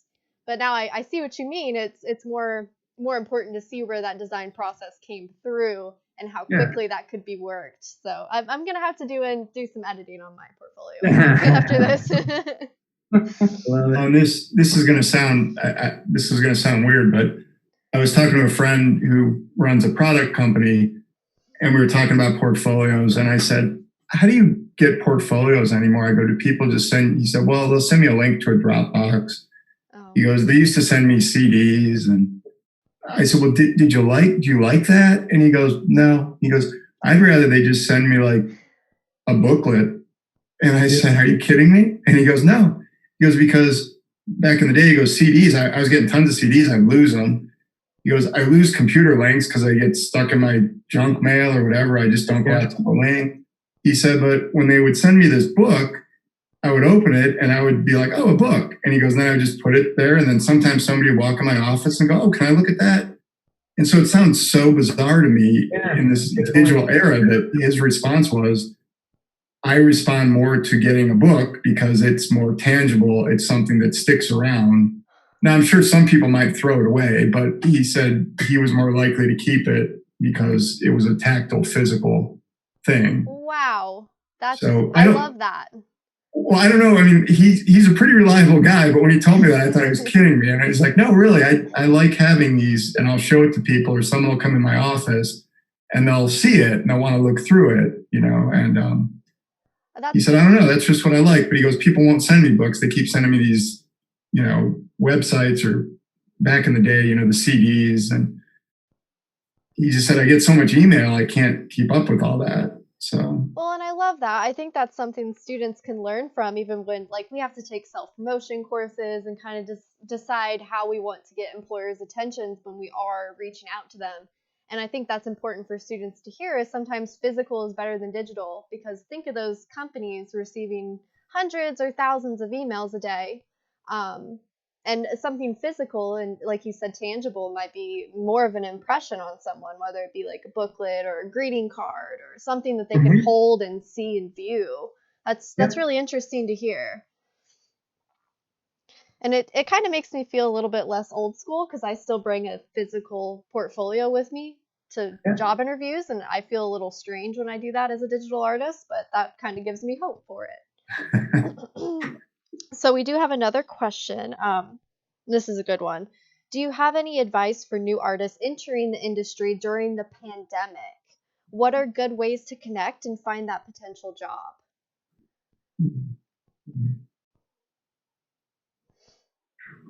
We haven't been asked that question before, so that's the first time we've been asked. Although, believe me, it's on everybody's mind. If people have lost jobs, they're trying to find their first job. Companies are kind of like in this weird, never been before kind of what's going to happen. Oh, wow. I'd be open to like, we're all trying to figure out our company, what we've lost business, some business we think is shelved for a while. We're working and we got a core bunch of work, but we're looking for other stuff. And we're thinking about ways we can do things a little bit differently or a lot differently. And I think people applying for work should do that too. And historically we've done that, or some people have done that too. Maybe you can offer to work on a project for free, or just do something out of the box other than thinking that I either get a job or don't get a job. Or maybe do something that's a little bit different than you think you want to be doing in the environment you want to be doing it. That's just a couple things.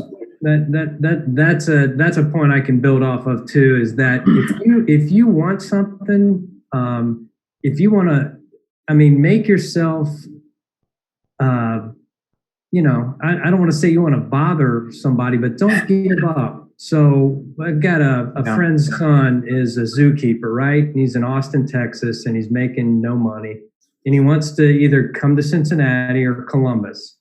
And I was just talking with his dad, and I'm like, he's got to just think about, just like Steve said, you got to, Thane Maynard, who's in Cincinnati, you got to try to figure out a way to connect with him and separate yourself and offer to like, look, I'm going to come up. He interned there. He knows them. I'm not going to give up. So you're either going to agree to, let me hang around here and prove myself. But sometimes that takes what Steve said, that's an investment that you've got to figure out how you can afford to do that. If that's what you want, you just got to go after it and not give up. That sounds really cliche. But when he was describing it and he's young enough, is like, man, that's the time to do it. And especially with the pandemic, because everybody's like, well, we don't know how we're opening. We're bringing this staff back. If there's a way that you could think about, like, here's an idea. Have you thought about this? If I did this, then you could, A, B, and C off of that. And just showing somebody that you're using your head, even though you might not know, exactly the details or something will work or not, you're going after it. You're suggesting something, you're not going away, and you're investing in it. And I got a two-part, I'm sorry, Miranda, I got a two-part response to that. Going back to what Nick was telling about our last co-op student, we are a block away from University of Cincinnati. Most of us are University of Cincinnati alumni, so we have a lot of association with them over there. This young lady literally started stalking our company 2 years before we hired her on. She would meet us at different events and come up to us and just start chit-chatting and say, I really want to come to work with you.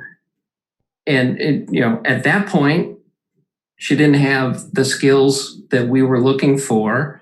We would explain to her, okay, these are the things we're looking for. She'd go back and work on them herself, on her own, outside of her regular classwork, to develop what we had suggested.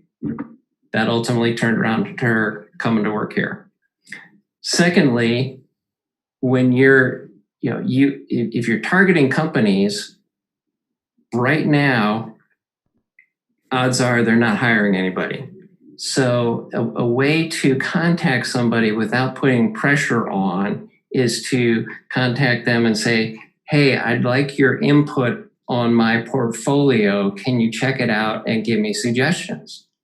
99% of the designers out there are going to field that email or phone call or whatever, happily look at your stuff, give you constructive feedback, and they may send you on your way, but you've made a contact there, and they will remember you. And okay, another month down the road, you make those changes that person suggested, contact them again, see if anything's changed in that time. But you make the initial contact in a not pressure type situation, more of a seeking help, seeking advice, mentoring type situation.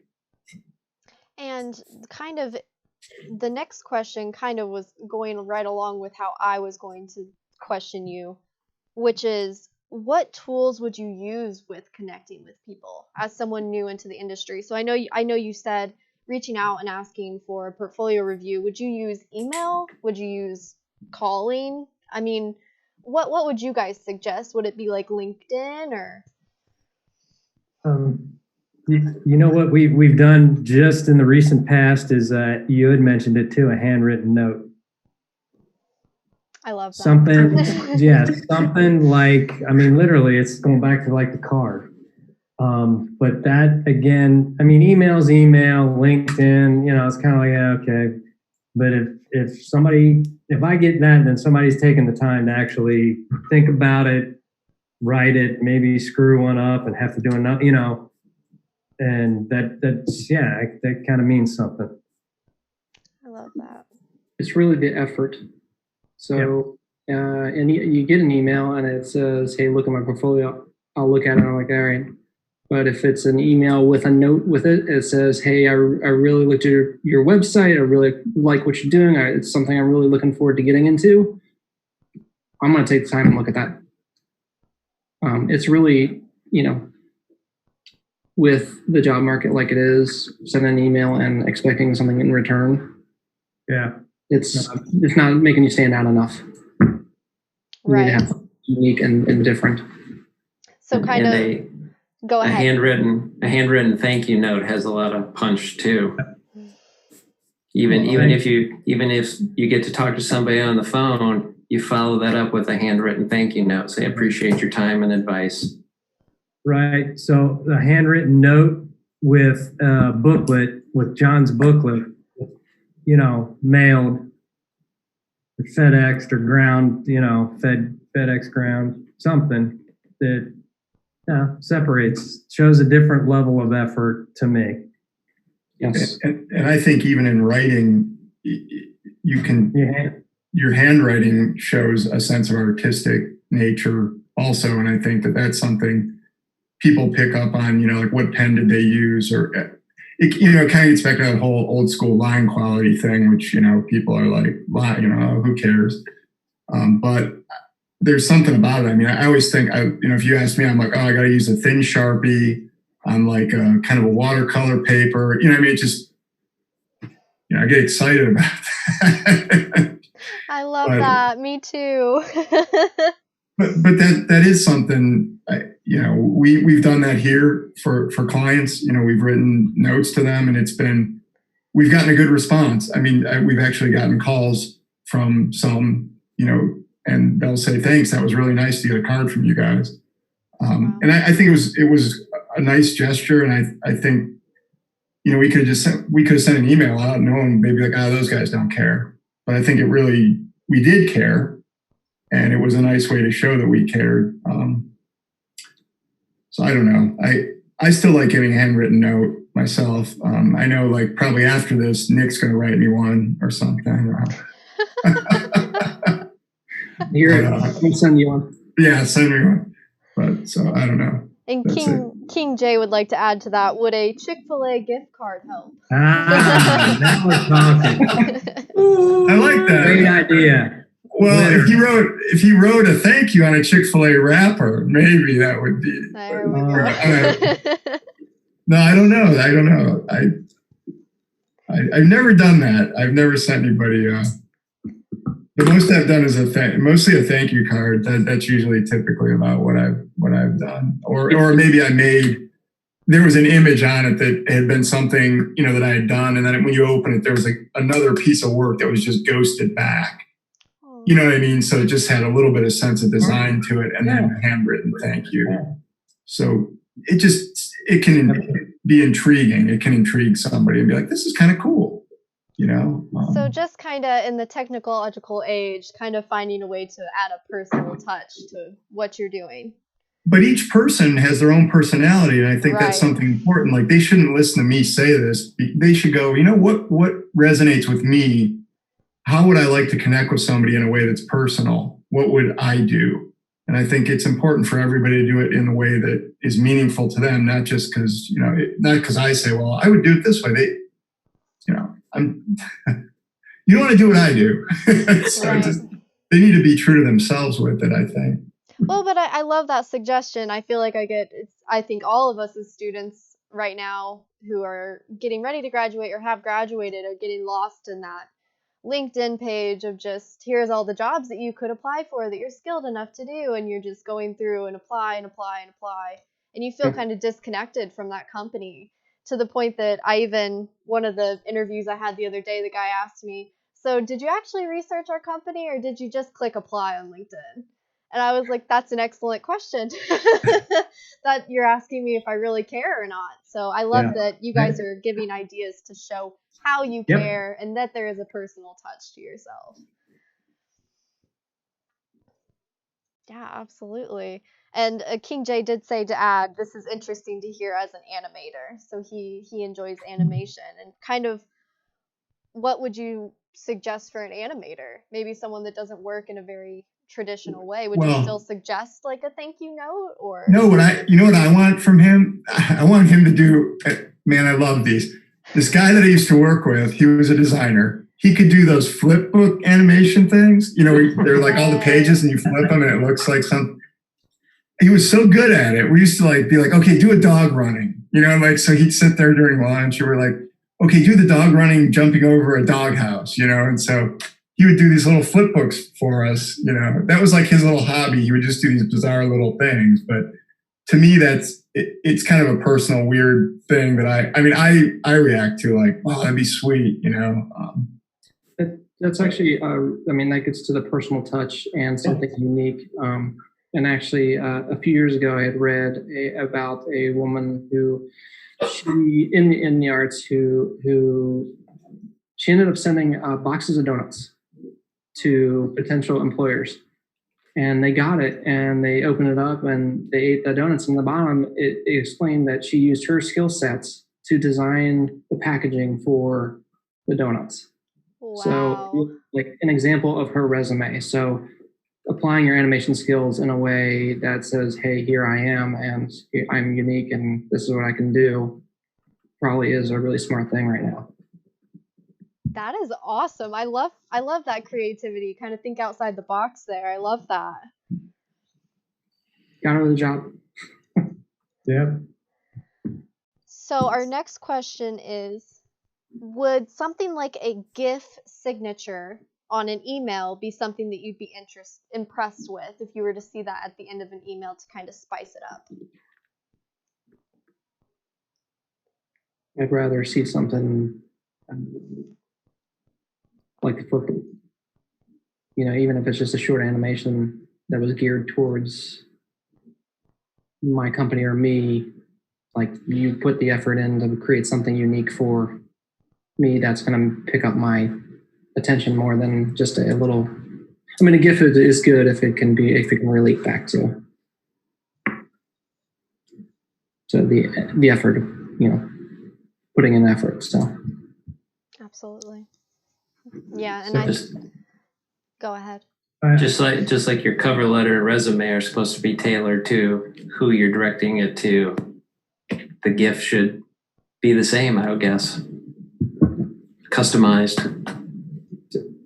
So I agree, and I think when things are rocking and rolling in the economy and there's more jobs and everybody's got a job, and that's one aspect. To me, when you get hit with this pandemic and things get turned up sideways, you have to, the standards can drop as far as everybody's busy. Send me your resume. Yeah, we need somebody. Boom, you got a job. That kind of stuff. Well, now it's different. So that, I think, leads to that you're having to amp up your creativity and show that effort to separate you. It's just a new climate that you have to step up your game. things won't come as easy. Again, when everything's rocking and rolling and people are busy and looking for people and they can't find enough, that's the one side, and we're kind of in the other side of that. So it usually gets back to thinking a lot about something you can do differently, set yourself apart. Absolutely. Yeah, I think this could possibly be one of the hardest times to be a graduate that's just coming out of college. Mhm. Yeah. And I've heard in my discussions with some of the other industrial board members, I've heard some people say our company is thriving, we're working remote, we're doing great. And then I've heard some say we have lost so much and we're not doing so great. Yep, that's nicely said. That's exactly, the same thing. And again, it's like, you can look at it like, oh, now's not a good time, son of a gun, can you believe this happened to me? Or it's like, let's go. This is, you're going to go through your career, you're going to go through ups and downs and crazy things that you never imagined would happen. So just look upon this as kind of a good experience right out of the gate. Absolutely. So would you, and all of you individually, or I don't know if you would agree or disagree together, but would you all say that you are in a position that you would have wanted to see yourself when you were in college? Would you say you're living out your dream goals or your dream job? Well, I'll start real quick in that I had to do a thesis, and I chose a blues museum because I was into music, and my teacher wouldn't let me do a jazz museum because he hated jazz. So I said, all right. So I didn't know that there were firms that did museum work. I just thought somebody must do it, but I don't have any idea who. So I did my thesis, and I wound up working at a retail firm for 3 years, and I worked for a corporate firm for another 3. And all of a sudden someone said, hey, there's this one firm that does like museum and theme park stuff. And I said, are there really firms that do that? And so it's like right now, I feel like I've kind of come full circle to where I didn't even know existed. I was like, I just did that blues museum because I had a lot of interest in it and I had a lot of passion for it. But I never thought you could do that. I thought that was just like, well, this will be the one thing I do that I'll never get to do again. This is my passion and I'm going to just go work now for the rest of my life. So it is kind of weird now, kind of realizing that I get to work on museums now. And that was something I sort of fell into as my last project at school. And now I get to do it. So I feel fortunate. And I still get to illustrate and I still get to draw. I always like to draw. And I didn't think I would. I mean, if you told my dad that I was still, he's deceased, if you told him that I was still drawing, I think he's rolling over in his grave somewhere. Exactly right. Exactly right. There's no way you can support anything doing that. Well, yeah, I mean, he thought it was kind of crazy, but to me, I really feel fortunate. I mean, I never thought when I graduated from college and after my first 2 jobs, I never thought I would do anything like this. And it feels good. I mean, I feel like it helps people. I mean, museums, when I was doing retail, I wasn't really helping anybody. I was helping sell cars or shirts or hamburgers. I didn't go home every day and go, man, that's great. TJ Maxx is going to have a really good quarter this year. I'm super excited. But here I like it. I go, that community is they're really going to benefit from that museum. And a lot of kids and families are going to go there and people are you don't know how many people are going to be affected in a positive way. And it's, I don't know, it just turned out to be something I never thought would happen. And I've been fortunate. I know, like Tom said, the whole pandemic thing, if you had asked me at the beginning of the year, could you predict anything worse happening? I would have said no. I mean, maybe an asteroid, I would have thought that maybe would have happened before a pandemic, but it's difficult, but I still feel fortunate that, I get to come in and work with these guys and draw and work on museums. I mean, it's really, I never thought it would happen, so. All right. I'll go next. Yeah, I was about to say, who's next? Tell me more about your dreams. Well, my dream growing up was to become an architect. Well, I actually satisfied that when I got registered in 1990. So for 30 years, it's been 30 years since I actually achieved that life goal. And I'm so glad I did not actually stay in that profession, because this is so much more rewarding and gratifying and just enjoyable. Every day is a different challenge of a design project with a different client. So it's always fresh.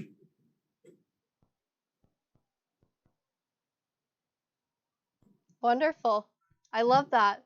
And who's next? Tell me more about your dreams. This is warming my heart inside, my young 23-year-old heart.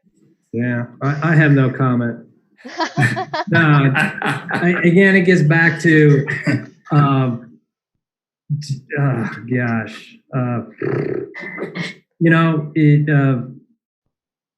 being able to design, and I said this earlier, take something from not even solidified a concept and work on it all the way through in a finished environment. To me, that kind of covers everything that I like to do. I like to draw. I like the art side. I like to build stuff, and being able to have, opportunities to be involved with that is neat. And I think that makes it neater than just like John said, that retail, some other design. I was industrial design, which is more product based. And I'm kind of like with Michael, I'm glad that when I co-opt, I was exposed to environments and more than just a little mass produced product. And that's great if that's what you love, but this kind of suits me better.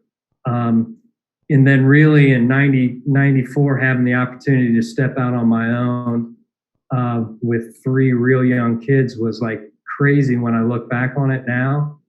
But I didn't think that much about it. Like I was like, well, hey, if this doesn't work, I'll go get a job. That was that kind of blind. I was blindly naive at the time or something. But it's like you work hard, you treat people good, you take care of your customers, and have a little luck, and things work out. All right, Nick, Steve, are you guys where you dreamed you would be? Well, we have to say yes, right? Yeah, I could sign off. Our boss is in on this, so we're not hiding anything. Yeah, what he said. No. When I was in school, it's interesting. I don't know how many of you students will be doing what you think you're going to do in 5 years. I think some of the best designers that were in my class that year, some of them right away changed either to some kind of a sales or some other issue, or they were using their design sense and knowledge for some other way, or they went a certain way. I was I like to draw like some of the other guys forever, since I was little. But when I went to start thinking about what I could do for a career, I kind of thought I'd be doing graphic design, and I liked the program at University of Cincinnati. And I took a lot of drawing while I was there. And I got into advertising after a co-op internship. So I was fortunate for that. And I ended up staying there 10 years. And I did a few things there. When I left, when the business was changing a little bit, I went to working with a friend, and I was exposed to Tom and his work. And that's how I started with this. Was I still wanted to do what I like to do, and I found that eventually with Tom and his business. So I feel very fortunate for that. So that would be my words of wisdom, is to just keep looking and don't be afraid of different avenues to try. It might be something great. So, and Nick's got 4 kids, and that's all he's into.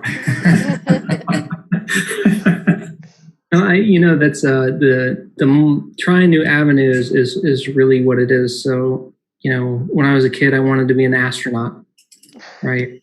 And so somewhere along the way, that obviously didn't happen because I'm not an astronaut, just so you know. But the constant was drawing, and by the time I got to, high school, it was art. And architecture was in the loop right before college. And then I learned about industrial design. And I'm like, yeah, let's do that. And I got into industrial design. And I'm like, drawing the same cell phone 3,000 times is not it. And I did my co-op and learned about environments. And I'm like, yeah, this is it. Because now I get to design like 3,000 products in the course of 3 years, and they're all unique. There's all this problem solving. I can use technology, I can sketch, I can draw. And I was like, this is my fit. This is what I love to do. So yeah, I got to my dream, but I didn't know it was my dream from the beginning. So got to try new avenues, try new things. That's it. Stay open to opportunity. Yep. That's Never wonderful. know. You all, I think you should know that you've been great. You've hit a 2-hour mark. We've been here for 2 hours. I don't know if you guys are starting to get hungry or starting to get uncomfortable in your chairs, but we have been here for 2 hours. So thank you guys so much for your time. Wow. I think we do have one more question I want to ask you, and then if you guys want to wrap up or if you have more that you want to say, that would be great. But someone did write in, while looking for jobs, what are things you can do to improve your skill sets and your creativity?